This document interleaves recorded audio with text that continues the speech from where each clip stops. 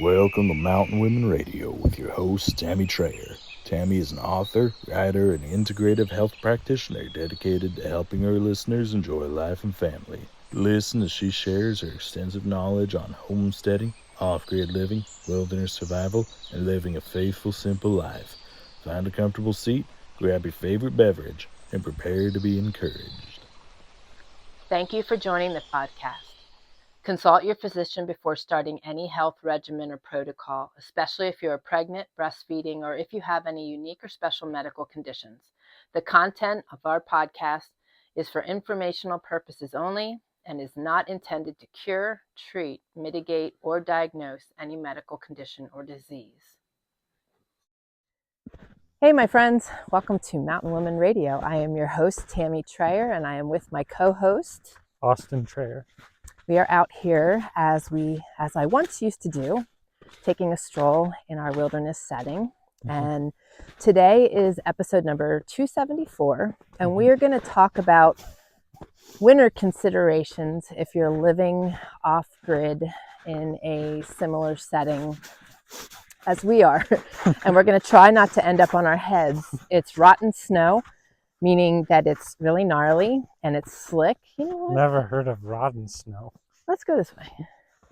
So, rotten snow. It's like the kind that you've got to like rodeo through to get in and out. I'm sliding all over the place just walking. Yeah, it's pretty slippery. But we've been lacking sunshine, and there's been rain mixed with the snow. So it was like imperative that we get outside because we were all becoming dysfunctional and needing nature and fresh air.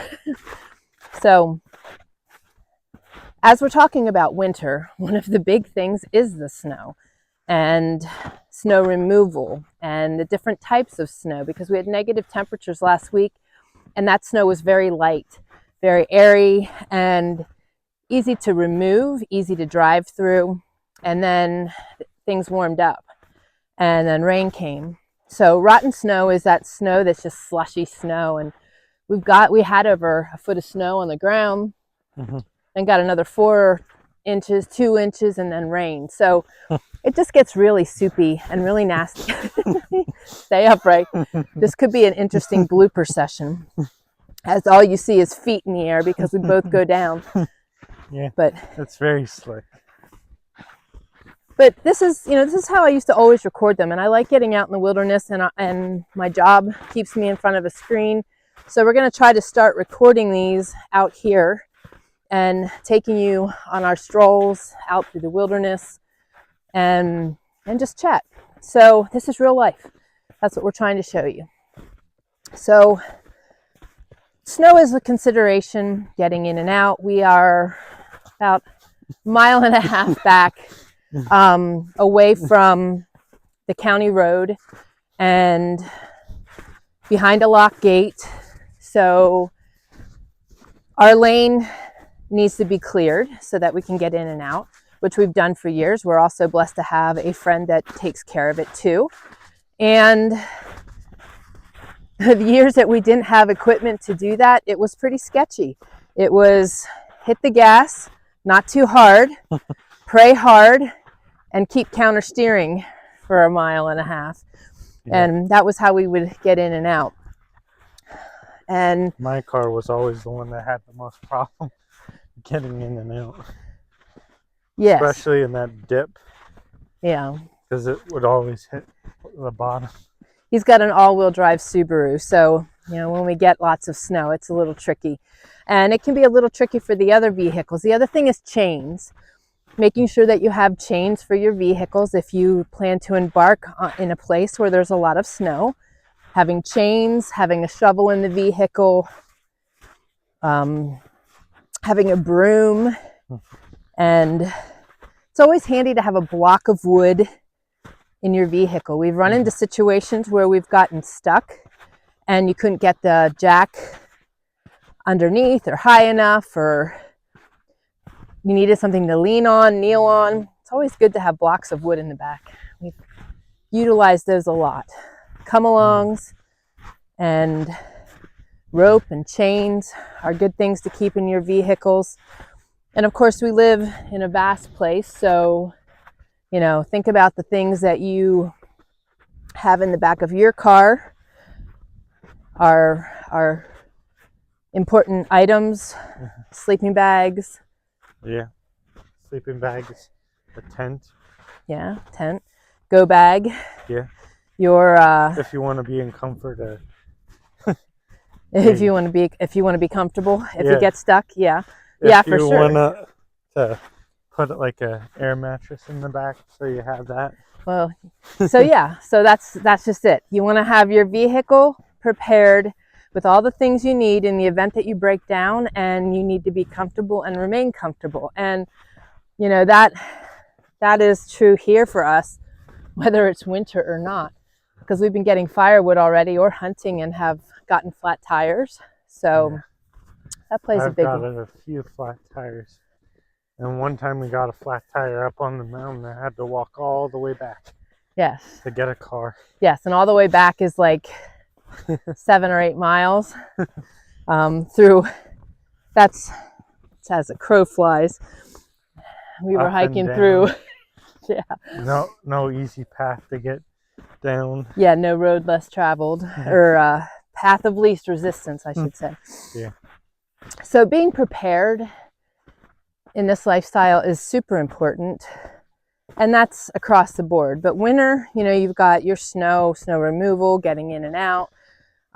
Where's your water coming from? If you have a well, that's great. If you're getting water and there's a lot of snow or weather, you know, you got to be able to think ahead of all the things that you're going to need and how you're going to go about attaining them. And also I mentioned the negative temperatures. So, you know, that plays a big role wherever you live. Freezing pipes, vehicles having issues. And let me share, the last 3 weeks, we have 3 vehicles between the 3 of us. And each vehicle took its turn twice at the shop. And I should say the shop. Some of it was the shop, some of the mountain man's doing, but nevertheless, each was down twice. And to the degree that I had to get a tow truck back here to tow his car to town so I could get the other working vehicle in town.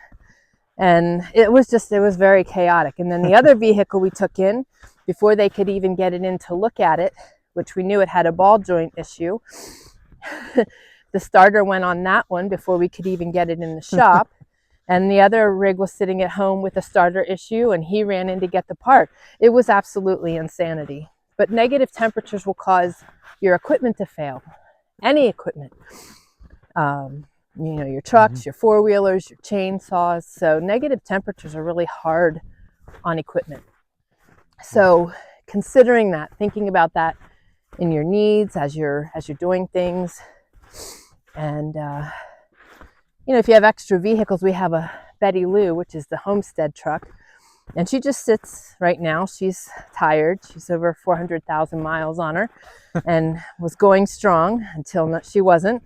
And you know, we need to start her periodically so the battery doesn't go, you know. So when you're not using things, to make sure that they're equipped with additives in the gasoline and servicing your equipment, all of that plays a really big role in the winter months, because if your equipment isn't well cared for, you're gonna have issues with it. So that's another thing to think about. What else? Well, the water is an issue, as I had mentioned. Now for us, it is a bit of an issue because we do not have bathrooms. Running water. Well, we have running water. Well, yes, you do. He's equipped with a jug that he fills that's elevated, that gives him running water to do dishes and washing his hands and such. I have all the stuff to set it up over there. And the shower over there. Yeah. You know? I just would need time to set it up. Yeah, his place is still a work in progress, and the fact that we're planning to move to Alaska, you know, we're not rushing on those things, because then the things that he has already attained can be used in his new cabin that we build. So we're kind of in a transitional place. But the mountain man started the addition on our house to bring the bathhouse into our home, because we keep barrels of water out there for the shower. And of course, when it's cold outside, we need to keep the fire going out there to keep everything from freezing. So our water situation is a bit different than yours, but it is how we live. We gravity feed from upstairs from a 55-gallon drum. So that's in the house and it stays warm, so that's not a problem. Yeah. I have a 65-gallon drum up in my loft that I still haven't installed. Yeah. And there's, we have the round barrel, but there's some really nice square water storage containers, which is what he has. And It's not square. Pardon me? It's not square. What is it, rectangular? No. It's Okay. kind of rounded. On the sides? Yeah. Oh. But the top is square. Oh. Okay, we can't decide if it's round, square, rectangular, or triangular. Like oval. Oh, it's oval. Okay. But I thought you had flat sides on yours. Anyway, It has just on the bottom, there's a flat side. That's funny. Okay, so I still think there's a flat side on the top. We'll see. There's a filling spot. Okay. Well, there are some that are square and rectangular, and I really like those because you can really easily build around them. You can also build around the others, but I'm a square kind of girl, and I like to not waste any space. So that's why I think on those lines. But of course, we used what we had. With the way the wall's going, you want it to be more of a rounded, then it fits into the space better than the square one. Yeah, and the reason he's saying that is because we do have sloped roofs. For us, it's not an issue, but for him, he has a loft instead of a full second floor. So that makes a big difference. So his ceiling is sloped, and he's saying that because then it fits in that lower slope, and again, not using as much space. So yeah, really, it works better that way. Yeah, and it's good to think about all those things because, we're very frugal. Oh my gosh, did you smell that smell? Mm-hmm. Oh, I love it out here. And this is going to sound crazy, but what I just smelled was probably decaying pine trees, but it lets off such an amazing aroma. It's just such a really good smell. That's what my Trayer Wilderness... It's probably coming from that tree. Probably. That's what my Trayer Wilderness scent for my candles and my soaps was trying to replicate. I was pretty close. But anyway, we squirreled. The beauty of our conversations here. So, we are frugal, so we use what we have, and the mountain man is absolutely amazing at turning useless things into functional pieces, and we see that all the time, don't we? Mm-hmm. Yeah, he's just amazing. There's not a lot we have to buy, and that is a beautiful gift that he brings to the table, and we're all so thankful for. So, that's another thing to mention when it comes to any season of the year, but that we all come together, we all help each other. Firewood is a joint effort a lot of the time. Mountain Man has been wrangling that as of late just because I'm schooling so heavily, and he's helping me. But it's typically a family ordeal where we are out. Feels like it's raining. No, I thought I felt it. Well, maybe we should spin back around before we end up getting dumped on. It's kind of a snow-rain mix here, so we'll spin. But I guess I get on this. He's got to be on the other side. Because of how you have it angled. It don't matter. So yes, our dynamics are something, but I hope you guys are enjoying this. And I like this because what I don't think of, he does. Like, there's different sides to things. There's different perspectives on things. And I think this brings a new, fresh look to things. And I want this to be like the real life side of things. Not that the faith-led healing isn't, but there's going to be a lot of education there. And, this is education too, but it's a deeper look at our lives, how we live, the things we utilize and do.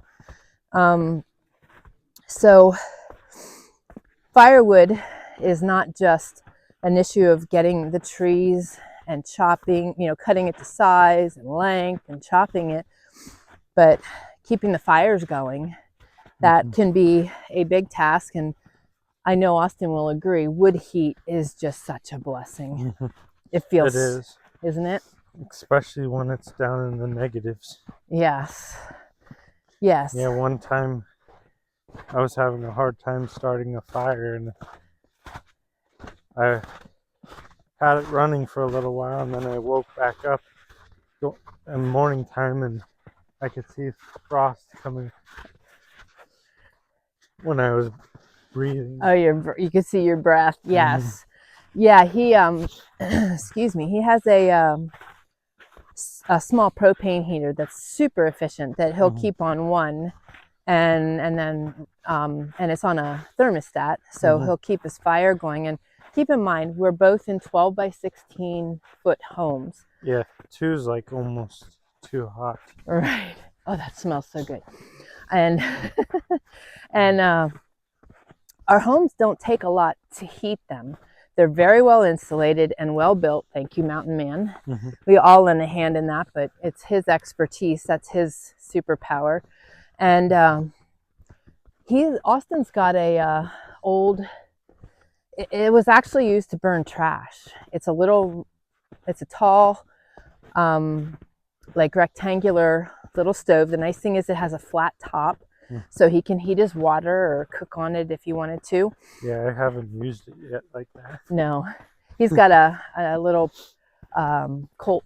Is it a Coleman? No, Camp Chef.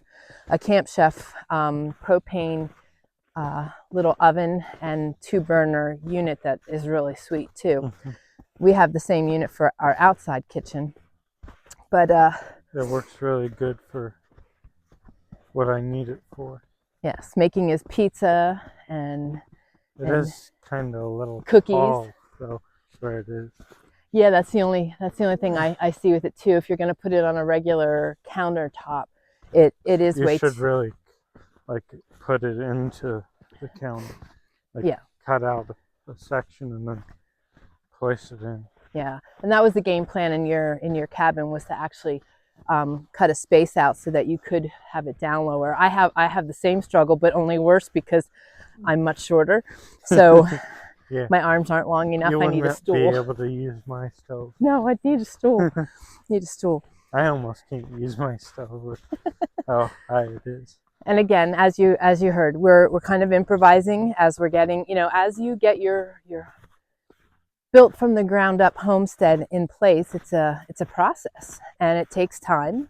And sometimes that time that it takes is actually a blessing, because you get to live in that space and see that you might want things just a little bit differently. So I definitely would like a little bigger space. Yeah.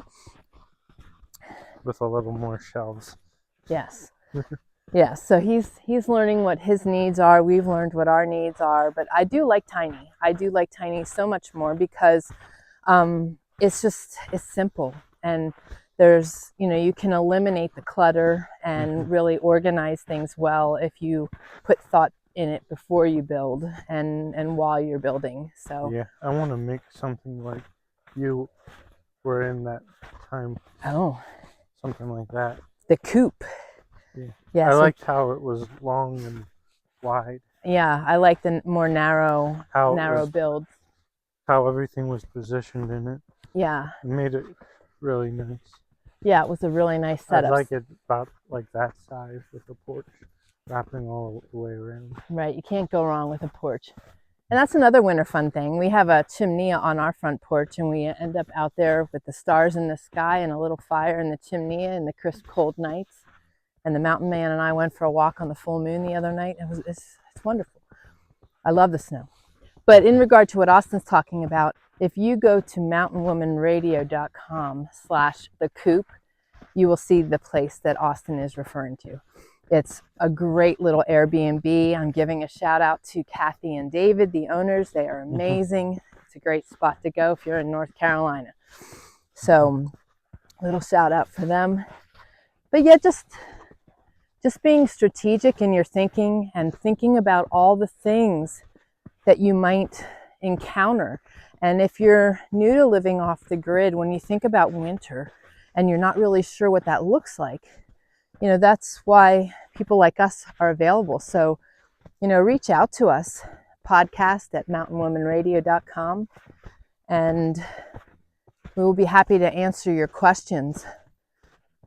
But just thinking of the, you know, the different winter things, you know, you've got interesting weather, you've got to remove the snow. So having snow removal equipment other than a shovel is good. We are saying plows definitely would be good. Yeah, we are very, especially out here. Yeah. Well, we are very thankful. The Mountain Man fabricated a plow for the front of our four-wheeler, so that is an extreme blessing. And we do have a backhoe, but she's under the weather. She is a hydrostatic backhoe and had some issues a couple years back, and she runs beautifully. The buckets and the hoe work really great, but she doesn't move forward or backwards, so you kind of got to gimp her to where you want to dig. It's a bit of a pain, but we haven't found anybody that does specifically hydrostatic work out here. So if you know anybody, reach out to us. I knew someone at college. Yeah, they had a course on hydrostatic stuff. Ooh, have to get in touch with the teacher. Maybe our backhoe could become a college project. That would be all right. That'd be all right. But anyway, you know, it's really important that you are preparing for a venture like this, because there are a lot of there can be a lot of obstacles in winter weather, especially if you're choosing to live back in. We've already had to snowshoe in and out because the snow was so deep, we couldn't get out with a vehicle. And there were a couple years where we had every vehicle we owned, at the time that was 3, they were stuck up to the axles. And we had a bobcat. We paid a fella locally here to come in with a bobcat and plow us out and pull us out. So that's because the snow was over 4 feet deep. So it wasn't just child's play. It was some hefty snow. Also knowing people, being connected with the local people, and having a community of good people you can call on if you have issues, if you are stuck. We've been pretty fortunate that way. We have some people that we can call upon. Yeah, when they're around. Yeah. Is there anything else you can think of as far as like the winter months? I'm trying to think. I mean, we hunker in. Not that you can think of? Yeah. Yeah, because we hunker in. I mean, it is just untouched beautifulness out here. I always call this my personal Narnia. And because it's just so beautiful. While we were walking, there were some elk, and I believe there was a moose track. There is a moose that's been frequenting. We haven't seen him. We've just seen his tracks. So that's pretty cool. But the other, there is something else I want to mention. Making sure that you have, you know, most people today, maybe I shouldn't say that, because now after the last 5 years, I think people are stocking up a little better and listening to what we've been sharing for all these years and having a little bit more on hand. Toilet paper is a good thing to remember. That's great. Toilet paper. I wasn't thinking of toilet paper. I was thinking of food, but they go hand in hand, right? Yeah. You need toilet paper to go to the bathroom. So, because it's going to be hard to find the plants you need. That's right. Your mullen's going to be awfully frozen. It wouldn't feel very good, huh? No. Get better clean. Better get a clean. You might as well use like sandpaper. No, that would be no. That's mullen's okay for that. I was just thinking icy cold, but if you thaw it out, it would be a wet wipe. Okay, we're going way too deep on this. Oh, funny. No, but stock up on your foods. Stock up on your food and your necessities: toilet paper, paper towels, whatever your specific necessities are, the things that you can't live without, the things that you need. Our rule of thumb here is to stock up in August with enough of everything we need to get us through to spring or more. And that has always been our rule of thumb when we first got here, because we didn't know what to expect. And it was certainly a good thing, because our first big snow was the day after we moved in the house. So it was December 12th, because his birthday is the 11th. We moved into our first homestead on his birthday with a foot of snow on the ground, and then it started dumping. And within a couple... we moved in a few days before, because I got the bed on my birthday. I'll have to go back and look at the pictures now. I remember you saying, okay, happy birthday, this is your present. Oh, well, yes, he got his bed instead of a cot. So, well, maybe that's so. Maybe it was a couple days before. But anyway, the day after that, though, we got dumped in a couple hours. We got 36 inches of snow. And when we first got here, we were stocking up on things. And the local grocery store, we had them order in cases of canned goods so that we were plenty stocked, and they thought we were nuts. And most people live that way out here, but I guess they thought we were going overboard. But it served us well. It served us really well. So taking the time to think about all those things, all the things you need and desire to have before you embark on something like this and you have yourself stranded in a place that you're unequipped. Very, very important. And that's true of any circumstance in any situation. But I'm just waiting for one of us to fall in their butt. We've stayed upright so far. Hallelujah, right? Hallelujah. We stayed upright for the episode. So anyway. We still have a little Well, bit I'm going to end it here before we crash. There's the dip of doom up here. It is the slightest dip, and it's so funny, but every one of us has fallen in it at one point or another. I think we've all fallen in it at least 5 times.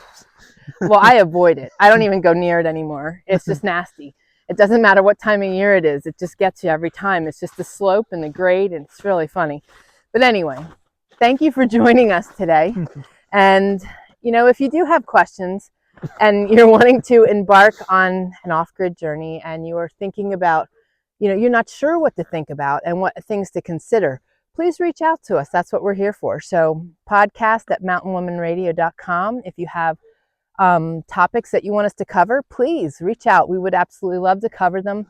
And be sure to check us out at the Faith-Led Healing Podcast, where we're sharing health and wellness information there. So it was great visiting with you guys. I hope you enjoyed this. You guys have a great day, and God bless. God bless.